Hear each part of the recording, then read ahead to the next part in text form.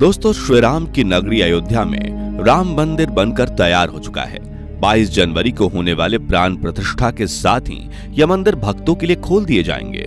नए राम मंदिर का स्वरूप तो आपने तस्वीरों में देख ही लिया होगा, लेकिन दोस्तों क्या आप जानते हैं कि बाबर ने जिस मंदिर को तुड़वाया था वह प्राचीन राम मंदिर कैसा था और उस प्राचीन राम मंदिर का निर्माण किसने करवाया था? तो चलिए दोस्तों शुरू करते हैं आज की यह वीडियो और जानते हैं श्री राम की नगरी अयोध्या और राम मंदिर का पूरा इतिहास।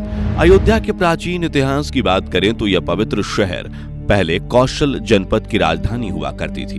वाल्मीकि रामायण के बालकांड में प्राचीन अयोध्या शहर की समृद्धि के बारे में विस्तार से बताया गया है। इस रामायण के अनुसार अयोध्या शहर 12 योजन लंबी और 3 योजन चौड़ी थी। जैसा कि आप सभी जानते हैं कि अयोध्या शहर सरयू नदी के तट पर बसा हुआ है।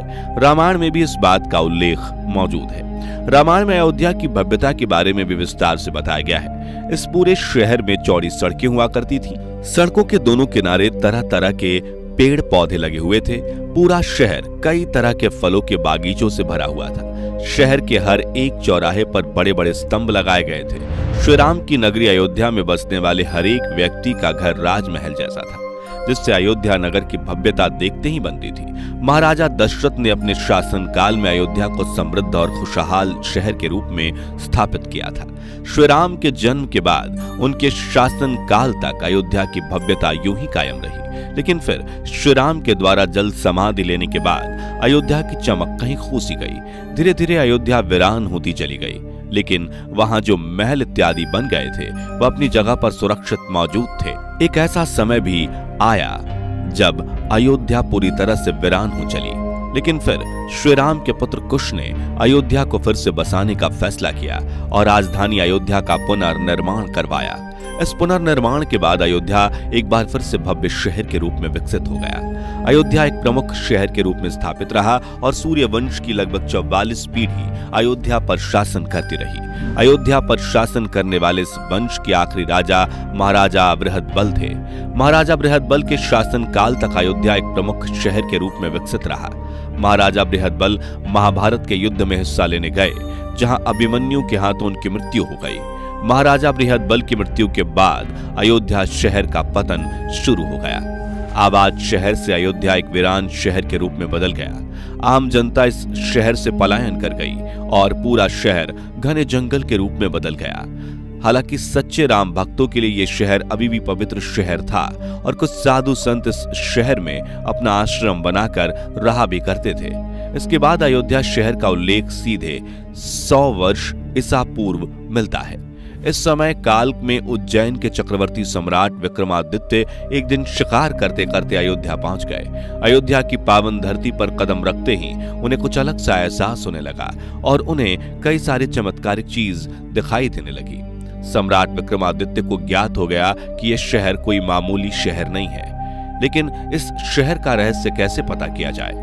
अपने इस प्रश्न का उत्तर तलाशने के लिए सम्राट जंगल के अंदर की ओर चले गए, जहां उन्हें कुछ साधु संतों का आश्रम दिखाई दिया। अयोध्या में रह रहे संतों से बात करने के बाद पता चला कि यह शहर श्री राम की जन्मभूमि अयोध्या है। अयोध्या की वीरानी देखकर सम्राट को काफी बुरा महसूस हुआ। उन्होंने वहां रह रहे साधु संतों से इस बारे में बात की और फिर उन्होंने अयोध्या को फिर से आबाद करने का फैसला किया। इस फैसले के बाद उन्होंने अयोध्या में सबसे पहले एक भव्य मंदिर का निर्माण करवाया। इस मंदिर का निर्माण काले रंग के कसौटी पत्थर वाले 84 स्तंभों के ऊपर किया गया था। इस मंदिर की खूबसूरती का दूसरा कोई मिसाल उस समय धरती पर मौजूद नहीं था। मंदिर के साथ ही उन्होंने इस शहर में कूप, सरोवर और महल इत्यादि का भी निर्माण करवाया। अयोध्या में राम मंदिर का निर्माण होने के बाद समय समय पर अलग अलग राजा महाराजाओं के द्वारा इस मंदिर की देखभाल होती रही और राम भक्तों की वजह से अयोध्या शहर भी आबाद रहा। समय समय पर जब जब मंदिर कमजोर होती गई, तब तक अलग अलग राजा महाराजाओं ने इसका जीर्णोद्धार करवाया। राम मंदिर का जीर्णोद्धार करवाने वाले ऐसे ही एक शुंग वंश के प्रथम शासक पुष्यमित्र शुंग थे। आपको बता दें कि पुष्यमित्र का एक शिलालेख अयोध्या से प्राप्त भी हुआ था। अयोध्या में राम मंदिर मौजूद होने का जो सबसे पहला लिखित सबूत था वह चीनी यात्री हेनसांग के द्वारा प्राप्त हुआ था। हेनसांग 7वीं शताब्दी में भारत भ्रमण पर आया था। अपनी इसी यात्रा के दौरान उसने अयोध्या का जिक्र भी किया था।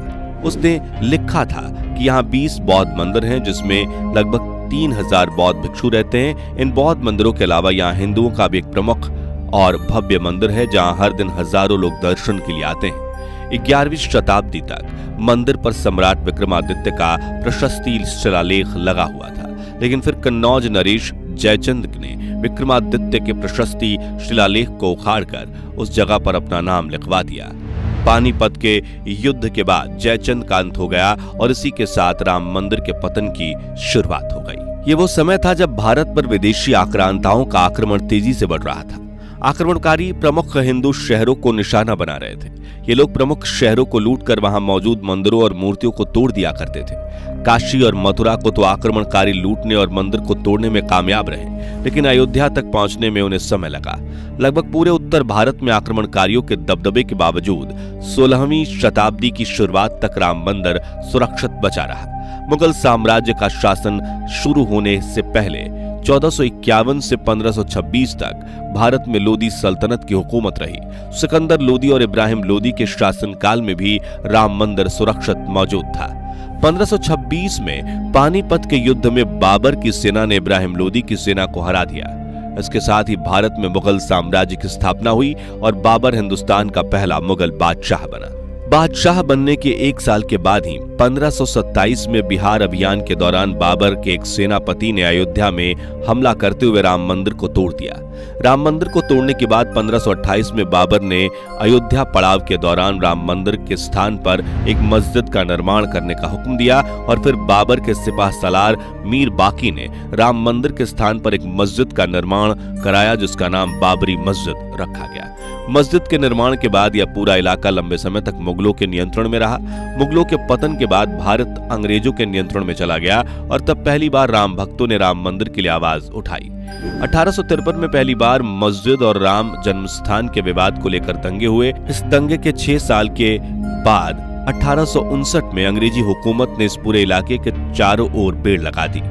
मस्जिद के अंदर इबादत का अधिकार मुसलमान को मिला, जबकि मस्जिद के बाहर एक चबूतरे पर हिंदुओं को पूजा करने की इजाजत दे दी गई। अंग्रेजी हुकूमत का यह फैसला राम भक्तों को किसी भी कीमत पर स्वीकार न था। इस वजह से राम मंदिर को लेकर आंदोलन चलते रहे।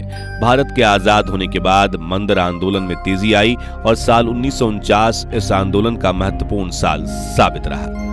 23 दिसंबर 1949 को मस्जिद के मुख्य गुंबद के नीचे श्रीराम की मूर्ति पाई गई। मस्जिद में मूर्ति मिलने से यह पूरा आंदोलन एक नया मोड़ ले चुका था। तत्कालीन यूपी सरकार ने मस्जिद से मूर्ति हटाने का आदेश दिया, लेकिन जिला मजिस्ट्रेट के नायर ने हिंदुओं की भावनाओं का सम्मान करते हुए मूर्ति हटाने के आदेश का पालन करने से इनकार कर दिया, जिसके बाद सरकार ने मस्जिद पर ताला लगवा दिया। 1950 में यह मामला फैजाबाद की अदालत में पहुंचा। अदालत में 2 अर्जी दाखिल की गई, जिसमें रामलला की पूजा की इजाजत मांगी गई और मूर्ति मस्जिद में जिस जगह पर थी उसी जगह पर रहने देने की भी इजाजत मांगी गई। 1959 में निर्मोही अखाड़ा के द्वारा तीसरी अर्जी दाखिल की गई। 1961 में यूपी सुन्नी वक्फ बोर्ड ने भी अदालत में अर्जी दाखिल करते हुए मस्जिद का मालिकाना हक हासिल करने और मूर्ति हटाने की मांग की। 1984 में विश्व हिंदू परिषद ने राम मंदिर आंदोलन को तेज करने के लिए एक मंदिर कमेटी का गठन किया। 1986 में फैजाबाद के जिला अदालत ने मस्जिद के अंदर रखी मूर्ति की पूजा करने की इजाजत दे दी और मस्जिद से ताला हटाने का भी आदेश दिया। 6 दिसंबर 1992 राम मंदिर आंदोलन के लिए अत्यंत ही महत्वपूर्ण दिन साबित हुआ। इस दिन कई संगठनों के लाखों लोगों ने मिलकर बाबरी मस्जिद को तोड़ डाला। इस घटना के बाद देश भर में दंगे भड़क गए, जिसमें लगभग 2000 लोगों की मौत हो गई। 2010 में इलाहाबाद हाई कोर्ट ने अयोध्या मामले में फैसला करते हुए विवादित स्थल को 3 बराबर हिस्सों में बांटने का फैसला सुनाया, जिसमें एक हिस्सा सुन्नी वक्फ बोर्ड को, एक हिस्सा रामलला विराजमान और एक हिस्सा निर्मोही अखाड़ा को दिया गया। 2011 में सुप्रीम कोर्ट ने इलाहाबाद कोर्ट के इस फैसले पर रोक लगा दी। 2017 में सुप्रीम कोर्ट ने कोर्ट के बाहर समझौता करने की कोशिश की। एक मध्यस्थता पैनल का गठन किया गया, लेकिन 2019 तक कोई समझौता नहीं निकल सका। इसके बाद 6 अगस्त 2019 से सुप्रीम कोर्ट में अयोध्या मामले की रोजाना सुनवाई शुरू हुई। सुनवाई पूरी होने के बाद 9 नवंबर 2019 को 5 जजों की बेंच ने फैसला सुनाते हुए 2.77 एकड़ विवादित जमीन राम मंदिर निर्माण के लिए हिंदू पक्ष को दे दी और मुस्लिम पक्ष को मस्जिद के लिए अलग से 5 एकड़ की जमीन देने का फैसला सुनाया। इस ऐतिहासिक फैसले के बाद 5 अगस्त 2020 को राम मंदिर का भूमि पूजन हुआ। इसके बाद राम मंदिर का निर्माण कार्य शुरू हुआ, जो अब लगभग पूरा हो चुका है। अब दुनिया भर के करोड़ों हिंदुओं को 22 जनवरी के उस ऐतिहासिक तारीख का इंतजार है जिस दिन राम मंदिर के द्वार भक्तों के लिए खोल दिए जाएंगे। तो दोस्तों, आज की इस वीडियो में बस इतना ही। उम्मीद है आपको आज की यह वीडियो पसंद आई होगी। अगर आपको ये वीडियो पसंद आई है तो लाइक करें, अपने दोस्तों के साथ शेयर करें। राम मंदिर से जुड़े ऐसे ही और भी वीडियोस देखते रहने के लिए हमारे चैनल को सब्सक्राइब करें। Thanks for watching.